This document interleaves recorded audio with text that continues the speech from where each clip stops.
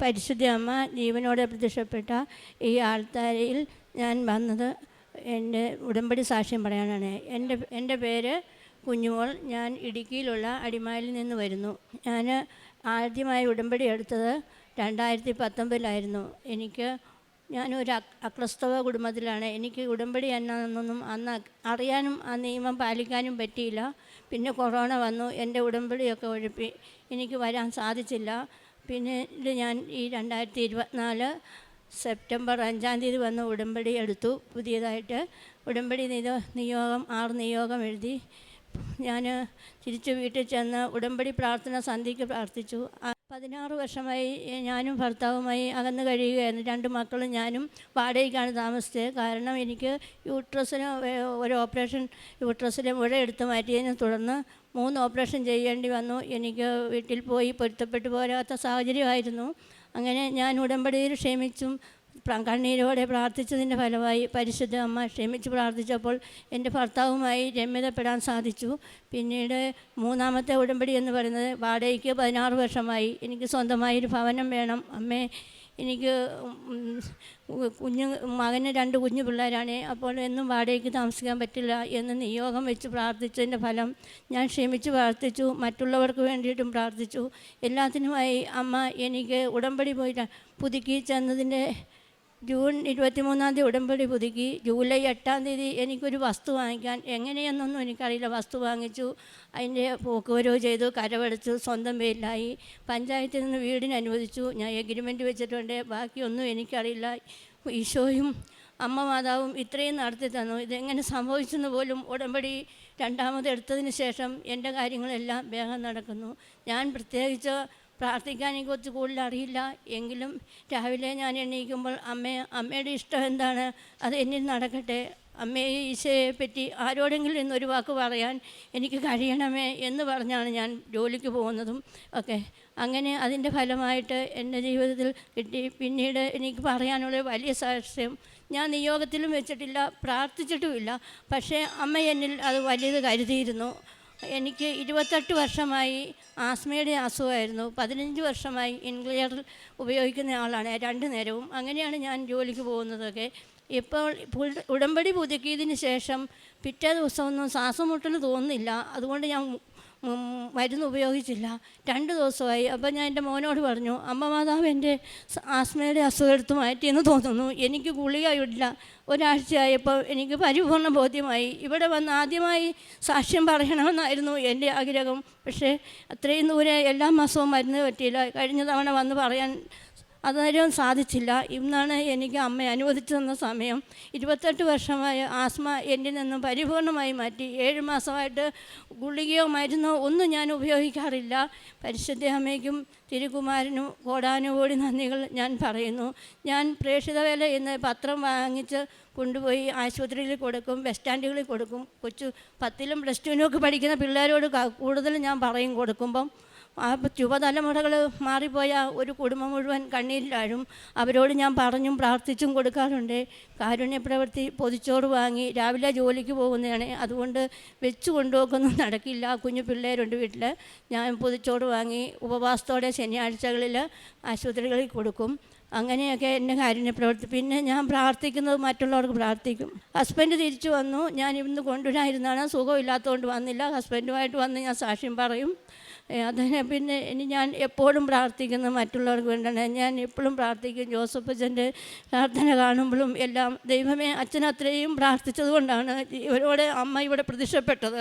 അതുകൊണ്ടാണ് നമ്മളെല്ലാ മക്കളും അതിൽ വന്ന് അനുഗ്രഹം പ്രാപിക്കാൻ സാധിച്ചത്. അതുകൊണ്ട് അമ്മയ്ക്കും തിരുകുമാരനും പ്രത്യേകിച്ച് ജോസഫ് അച്ഛനും ഇവിടുത്തെ പ്രേക്ഷിത വേല ചെയ്യുന്നവർക്കും എല്ലാവർക്കും വേണ്ടിയിട്ട് ഞാൻ രാവിലെയും പ്രാർത്ഥിക്കുന്ന സമയത്തെല്ലാം ഞാൻ മനസ്സിലോർക്കും. അങ്ങനെയൊക്കെ എൻ്റെ ജീവിതം പോകുന്നു. പിന്നീട് ഞാൻ പറയാനുള്ളത്, എൻ്റെ വീട്ടിൽ 2 വർഷമായി ഒച്ച്, അത് എങ്ങനെയാണോ ഇവിടെയൊക്കെ പറയുന്നതെന്ന് അറിയില്ല. ഒച്ച് വന്നിട്ട് വീട്ടിലെപ്പോഴും പാത്രങ്ങളിലൊക്കെ കയറും. അതൊക്കെ നിയോഗത്തിൽ വെക്കാവോ അല്ല പ്രാർത്ഥിക്കാവോ എന്ന് നിസ്സാരമല്ലെന്ന് നിങ്ങൾ ഓർക്കും. പക്ഷേ എൻ്റെ ജീവിതത്തിൽ വീട്ടിലത് വലിയ പ്രശ്നമായിരുന്നു. കുഞ്ഞു കൊച്ചുണ്ട് 2 വയസ്സുള്ള, അവൻ മീനാണെന്നും പറഞ്ഞ് കയ്യിലെടുക്കും. അപ്പോൾ അങ്ങനെയൊക്കെ ആയപ്പോൾ ഞാൻ അമ്മയോട് പറഞ്ഞു, അമ്മേ നമ്മൾ വെഞ്ചരിച്ച ഉപ്പെടുത്ത് ഞാൻ വിതറി കൈയെത്തുന്നിടത്തൊക്കെ, അല്ലാതെ ഓട പോലെയുള്ളിടത്ത് ഞാൻ വെള്ളത്തിൽ കലക്കി തളിച്ചു. ഇത് ഒരു ജീവിയാണ്, എന്നെപ്പോലെ ജീവനുള്ളതാണ് അമ്മയും ഈശോയും, അവരെയും ജന്മം ഉള്ളതാണ്. പക്ഷേ നശിച്ചു പോകണ്ട, എങ്കിലും ഞങ്ങൾക്ക് ശല്യമില്ലാതിരുന്നാൽ മതി അമ്മയെന്ന് പ്രാർത്ഥിച്ചു. ഇപ്പോൾ അത് എവിടെയെങ്കിലും ഒന്നിനെ മഴയുള്ളപ്പോൾ കണ്ടെങ്കിലായി. എന്താണേലും എനിക്ക് വളരെ സന്തോഷം. ഇനിയും ഞാൻ ഈ ആൾക്കാരെ സാക്ഷ്യം പറയാൻ വരും. പിന്നെ നിങ്ങളെല്ലാവരോടും പറയാനുള്ളത്, നമ്മൾ ഒരു നിയോഗങ്ങളും ആവലാദികളും എനിക്കിപ്പോൾ ഇല്ല. ഭർത്താവ് കൂടെ ഇല്ലായിരുന്നപ്പോഴും എൻ്റെ മാതാവ് ഈശോയും ഉള്ളതുകൊണ്ട് എന്നെ കണ്ടാൽ ഇവരൊക്കെ ഒരു ബുദ്ധിമുട്ട് അനുഭവിക്കുന്നതാണെന്ന് പറയാൻ അമ്മയും ഈശോയും അനുവദിച്ചിട്ടില്ല. ഇനിയും കൂടുതൽ സാക്ഷ്യങ്ങളായി ഞാൻ ഈ ആൾത്താരയിൽ വരാൻ ആഗ്രഹിക്കുന്നു. ഇനിയുള്ള കാലം അമ്മയും ഈശോയും ആഗ്രഹിക്കുന്ന ഏത് രീതിയിലാണോ അങ്ങനെ ജീവിക്കാൻ ആഗ്രഹിച്ച് ഞാൻ പ്രാർത്ഥിക്കുന്നു. പരിശുദ്ധ അമ്മയ്ക്കും തിരുകുമാരനും ഒരു കോടി നന്ദി പറയുന്നു. വിശുദ്ധ ഗ്രന്ഥത്തിലെ സങ്കീർത്തനം 69:13 തിരുവചനം ഇപ്രകാരം അരുൾ ചെയ്യുന്നു: കർത്താവേ, ഞാൻ അങ്ങയോട് പ്രാർത്ഥിക്കുന്നു. ദൈവമേ, കരുണാസമ്പന്നനായ അങ്ങേക്ക് ഉചിതമെന്ന് തോന്നുമ്പോൾ എനിക്ക് ഉത്തരം അരുളണമേ. കർത്താവിൻ്റെ ഉചിതമായ സമയം കടന്നു വരുന്ന രീതികളുടെ സാക്ഷ്യമാണ് കുഞ്ഞുമോൾ എന്ന മകളുടെ സാക്ഷ്യത്തിൽ നിന്ന് നമുക്ക് മനസ്സിലാക്കാവുന്നത്. ഉടമ്പടി ജീവിതത്തിലൂടെ വിശ്വാസ ജീവിതത്തിൽ വന്ന മാറ്റങ്ങൾ, ഭൗതിക ചിന്താരീതികളിൽ വന്ന മാറ്റങ്ങൾ, ഈശോയുടെയും അമ്മയുടെയും സാമീപ്യം അടുത്തറിഞ്ഞ സാഹചര്യങ്ങൾ. ആ സഹോദരിയുടെ ആദ്യത്തെ നിയോഗമായിരുന്നു മക്കൾക്കൊരു സ്ഥിരം ജോലി. ഉടമ്പടി എടുത്തതിൻ്റെ പിറ്റേ ദിവസം, അതായത് 5-ാം തീയതി ഉടമ്പടി എടുത്തു. 6-ാം തീയതി തന്നെ ടൈം ഷോർട്ടനിങ്ങിൻ്റെ അമ്മയായ പരിശുദ്ധ അമ്മയുടെ മധ്യസ്ഥം വഴി ഈശോ ആ മക്കൾക്കൊരു ജോലി നൽകി, സ്ഥിരം ജോലി നൽകി അനുഗ്രഹിച്ചു. ഉടമ്പടി ജീവിതം വിശ്വസ്തതയുടെ ഒരു ജീവിതമാണ്. വാക്കുകളിൽ മാത്രമുള്ള ഉടമ്പടി ഒരുപക്ഷെ പലപ്പോഴും തകർന്നു പോകാം. പക്ഷെങ്കിൽ ആത്മാർത്ഥതയിൽ നിൽക്കുന്ന ഉടമ്പടി നിലനിൽക്കുന്ന ഉടമ്പടിയാണ്, നിലനിൽക്കുന്ന ജീവിതമാണ്. 16 വർഷം പിരിഞ്ഞിരുന്ന ഹസ്ബൻഡ് ഉടമ്പടി എടുത്ത ഉടനെ ഒരു തിരിച്ചു വരവാണ് ജീവിതത്തിലേക്ക്. രണ്ടുപേരും ഒന്നിക്കാനുള്ള സന്ദർഭം ഉടമ്പടി വഴി ഈ മകൾക്ക് ലഭിച്ചു. ക്ഷമിക്കാനും സഹിക്കാനും മറ്റുള്ളവരോട് സ്നേഹപൂർവ്വം അവരുടെ ബുദ്ധിമുട്ടുകൾ മനസ്സിലാക്കാനുമുള്ള കഴിവാണ് പരിശുദ്ധ അമ്മയും ഈശോയും ഉടമ്പടിയിൽ കൂടെ ഈ മകൾക്ക് നൽകിയത്. പിന്നീടുള്ള ഒന്നിച്ചുള്ള ജീവിതം ഓരോ പ്രാവശ്യം പുതുക്കുമ്പോഴും ഓരോ പ്രാവശ്യം ഇവിടെ വരുമ്പോഴും ഈശോയും പരിശുദ്ധ അമ്മയും അവരുടെ ജീവിതത്തിലേക്ക് അനുഗ്രഹങ്ങൾ കുടഞ്ഞ് ഒഴുക്കി കൊടുക്കുകയായിരുന്നു. അവരുടെ ജീവിതത്തിൽ സ്ഥലം മേടിക്കാൻ സാധിച്ചു. ആ മകൾ പറയുന്നുണ്ട്, എവിടെ നിന്ന് എങ്ങനെയെന്ന് എനിക്കറിയില്ല. ഈശോയുടെ വഴികൾ, ഈശോയും അമ്മയും നമ്മുടെ ജീവിതത്തിൽ നമ്മളെ നടത്തുന്ന വഴികൾ നമ്മൾക്കൊരിക്കലും മനസ്സിലാക്കാൻ സാധിക്കുമെന്ന് തോന്നില്ല. പക്ഷെങ്കിൽ മാനുഷികമായിട്ട് നമ്മൾക്ക് മനസ്സിലാകില്ല. ഉടമ്പടി മക്കൾക്ക് ഉടമ്പടി ജീവിതം ആത്മാർത്ഥതയോടെ വിശ്വസ്തയോടെ നയിക്കുമ്പോൾ നമുക്കൊരു രീതിയിൽ മനസ്സിലാക്കാം. ദൈവത്തിൻ്റെ കാരുണ്യവും ദൈവത്തിൻ്റെ സംരക്ഷണവും ഈശോയുടെ സാമീപ്യവും നമ്മുടെ ജീവിതത്തിൽ ഓരോ നിമിഷവും നമുക്ക് മനസ്സിലാക്കാൻ സാധിക്കുന്നതാണ്. 28 വർഷം നീണ്ടു നിന്ന ആസ്മ എന്ന രോഗം. ഞാൻ ചോദിച്ചു, എന്തുകൊണ്ട് നിയോഗത്തിൽ വെച്ചില്ല? അപ്പോൾ ആ മകൾ പറഞ്ഞത്, അസാധ്യമാണെന്ന് തോന്നി, അതൊരു ജീവിതത്തിൻ്റെ ഒരു പാർട്ടായി മാറി, അതുകൊണ്ട് അങ്ങനെ തന്നെ അങ്ങ് പോയി. പക്ഷെങ്കിൽ പിന്നീടാണ് മനസ്സിലായത്, പരിശുദ്ധ അമ്മ ഈശോയോട് പറഞ്ഞ് ആ രോഗവും സൗഖ്യപ്പെടുത്തി. ആസ്മ എന്ന രോഗത്തിൻ്റെ ബുദ്ധിമുട്ടുകൾ നമുക്കറിയാവുന്നതാണ്. അതും പരിശുദ്ധ അമ്മ ആ മകൾ പറയുന്നതിന് മുമ്പ് തന്നെ ഈശോയോട് പറഞ്ഞ് ഒരു നല്ലൊരു രോഗസൗഖ്യം നൽകിയാണ് ഈ മകളെ അനുഗ്രഹിച്ചത്. വാക്കുകളിൽ മാത്രമുള്ള ഉടമ്പടി ഞാൻ പറഞ്ഞതുപോലെ തകർന്നു പോകാം. പക്ഷേ ആത്മാർത്ഥതയുള്ള ഒരു ജീവിതമാണ് ഈ മകൾ നയിച്ചത്. ഉടമ്പടിയിൽ ഒപ്പിടുന്ന പലപ്പോഴും നമ്മൾ പേന കൊണ്ടാണ്. പക്ഷേ ഉടമ്പടി നിലനിർത്തുന്നത് ഹൃദയത്തിൻ്റെ വിശ്വസ്തതയും ദൈവസ്നേഹവും കൊണ്ടാണ്. ഈ മകളുടെ കാരുണ്യ പ്രവൃത്തികൾ പറ്റാവുന്ന രീതിയിൽ മറ്റുള്ളവരെ സഹായിച്ചു. അടുത്തുള്ള ആൾക്കാർക്ക് പ്രത്യേകിച്ചും ഈ മകൾ പറഞ്ഞു, ഞാൻ യുവതലമുറയാണ് കൂടുതൽ സ്നേഹിക്കുന്നത്.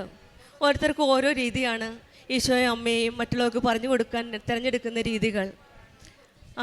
ഈ മകളുടെ ഇഷ്ടം യുവതലമുറകൾ വഴിതിരിഞ്ഞു പോകാതിരിക്കാനായിട്ട് അവരെയാണ് കൂടുതൽ ഫോക്കസ് ചെയ്ത് അവർക്ക് വേണ്ടിയിട്ടാണ് ഞങ്ങൾ പത്രം സമയം ചെലവഴിച്ച് പണിക്ക് പോകാൻ ജോലിക്ക് പോകാൻ പറ്റിയില്ലെങ്കിലും ഞാൻ അവരോട് എൻ്റെ ജീവിതത്തെപ്പറ്റി മനസ്സിലാക്കി പറഞ്ഞിട്ട് അവർക്ക് വേണ്ടിയാണ് ഞാൻ ഈ പത്രം വിതരണം ചെയ്യുന്നതെന്ന്. ഈ മകളുടെ ജീവിതത്തിൽ ഒരു കാര്യം കൂടെ നമുക്ക് മനസ്സിലാക്കാൻ സാധിക്കും. തേങ്ങിക്കിടക്കുന്ന ഇന്നലെയല്ല, പ്രത്യാശയോടെ നിലനിൽക്കുന്ന ഇന്നാണ് ജീവിതത്തിലെ യഥാർത്ഥ ഉടമ്പടി വിശ്വാസം. വിശ്വാസം എന്ന് അത് ഈ മകളുടെ ജീവിതത്തിൽ നമുക്ക് നല്ലതുപോലെ കാണുവാൻ സാധിക്കുന്നതാണ്. എപ്പോഴും പ്രാർത്ഥനയിലും ദൈവത്തോട് കൂട്ടിച്ചേർന്നുള്ളൊരു ജീവിതമാണ് ഈ മകൾ നയിക്കുന്നത്. നമുക്ക് ഈ മകളുടെ കുടുംബത്തിനും ഈ മകൾക്കും ലഭിച്ച എല്ലാ ദൈവാനുഗ്രഹങ്ങൾക്കും ദൈവത്തെ മഹത്വപ്പെടുത്താം, കരങ്ങളടിച്ച് ദൈവത്തെ ആരാധിക്കാം.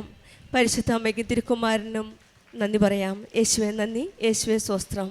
നന്ദി സമർപ്പിച്ചുകൊണ്ട് നമുക്ക് ഈ സാക്ഷ്യം ഈശോയ്ക്കും അമ്മയ്ക്കും സമർപ്പിക്കാം. അത്യപൂർവ ദൈവാനുഭവങ്ങൾ ഇനി നിങ്ങൾക്കും സ്വന്തം.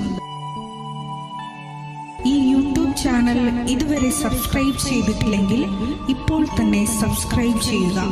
ഈ വീഡിയോ ഇപ്പോൾ തന്നെ നിങ്ങളുടെ സുഹൃത്തുക്കൾക്ക് ഷെയർ ചെയ്തുകൊണ്ട് കർത്താവിൻ്റെ പ്രേക്ഷിതരാകുക.